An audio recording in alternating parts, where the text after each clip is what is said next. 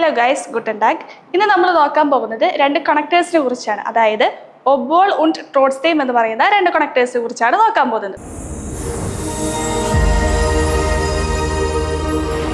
അപ്പോൾ ഒബോൾ und ട്രോട്സ്ഡെയിം, അതായത് ഇത് നമ്മൾ ഈ കണക്ടേഴ്സിന്റെ പ്രത്യേകത എന്ന് വെച്ചിട്ടുണ്ടെങ്കിൽ, അതായത് നമ്മൾ പ്രതീക്ഷിക്കാത്ത കാര്യങ്ങളെ കുറിച്ച്, നമ്മൾ പ്രതീക്ഷിക്കാണ്ട് ചെയ്യുന്ന കാര്യങ്ങളെ പറയാനാണ്. അതായത് ഇപ്പോൾ നമ്മളിപ്പോൾ മഴ പെയ്യുന്നുണ്ട്, എന്നിട്ട് ഞാൻ മഴയത്ത് നടന്നു പോയി, ഇതൊക്കെ നമ്മൾ പ്രതീക്ഷിക്കാണ്ട് ചെയ്യുന്ന കാര്യങ്ങളല്ലേ. അതായത് ആരും അങ്ങോട്ട് പ്രതീക്ഷിക്കില്ല. നമ്മൾ മഴ പെയ്യുന്നു, പക്ഷെ നമ്മൾ മഴ പെയ്ത് വീട്ടിലിരിക്കുക ചെയ്യും. പക്ഷെ എന്താണ്, മഴയത്ത് നടന്നു പോകുന്നു, അത് പ്രതീക്ഷിക്കാണ്ട് ചെയ്യുന്ന കാര്യങ്ങൾ. അങ്ങനത്തെ കാര്യങ്ങളെ കുറിച്ച് പറയാനാണ് ഈ രണ്ട് കണക്ടേഴ്സ് യൂസ് ആക്കുക.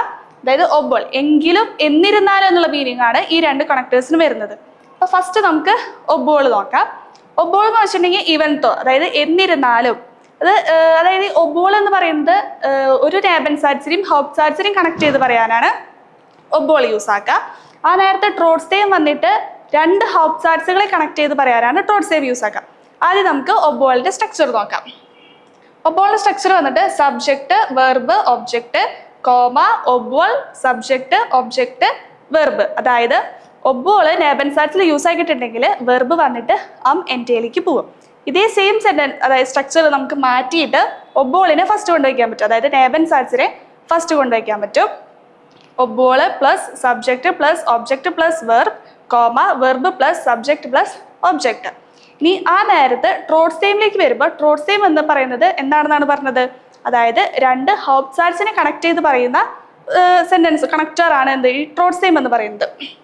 അതിന്റെ സ്ട്രക്ചർ വന്നിട്ട് സബ്ജക്റ്റ്, വെർബ്, ഒബ്ജക്റ്റ്, കോമ, ട്രോട്സ്ഡെയിം, verb plus subject plus object. അതായത് ഈ ട്രോട്സ്ഡെയിം എന്ന് പറയുന്നത് ഹോപ്സാറ്റ്സിനെ രണ്ട് ഹോപ്സാറ്റ്സിനെ കണക്ട് ചെയ്ത് പറയുന്നത് കൊണ്ട് നമുക്ക് ഒരിക്കലും ഈ ട്രോട്സ്ഡെയിം ഫസ്റ്റിൽ കൊണ്ട് വെച്ച് എഴുതാൻ പറ്റില്ല. അതുകൊണ്ട് ട്രോട്സ്ഡെയിം കഴിഞ്ഞിട്ടുണ്ടെങ്കിൽ നമ്മൾ അപ്പം തന്നെ വെർബ് എഴുതണം, ദെൻ സബ്ജക്റ്റ്, ഒബ്ജക്റ്റ്. ഈ ഒബോൾ നമുക്ക് എക്സാമ്പിൾസ് നോക്കാം. സി ട്രേക്ട് കൈനെ യാക്കെ ഒബോൾ എസ് കാൾട്ടീസ്റ്റ്. അതായത് തണുപ്പുണ്ടായിരുന്നിട്ടും അവൾ എന്ത് ചെയ്തില്ല, യാക്കെ അതായത് ജാക്കറ്റ് ധരിച്ചില്ല.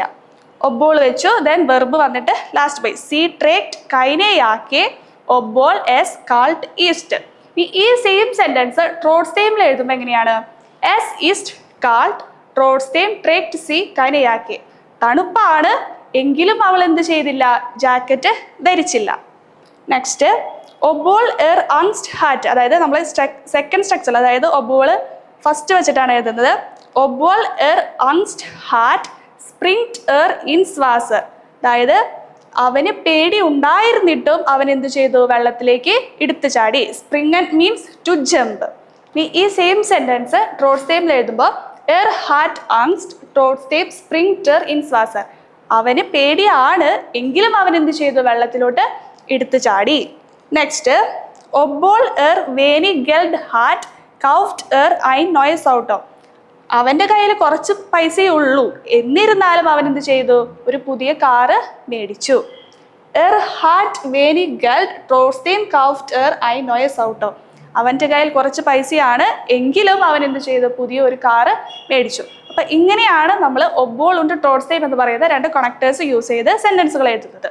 അപ്പോൾ നിങ്ങൾക്ക് ഈ ക്ലാസ് മനസ്സിലായെന്ന് വിചാരിക്കുന്നു. ഇതുപോലുള്ള വീഡിയോസായിട്ട് ഞങ്ങൾ ഇനിയും വരുന്നതായിരിക്കും. അതുവരെ ചൂസ്.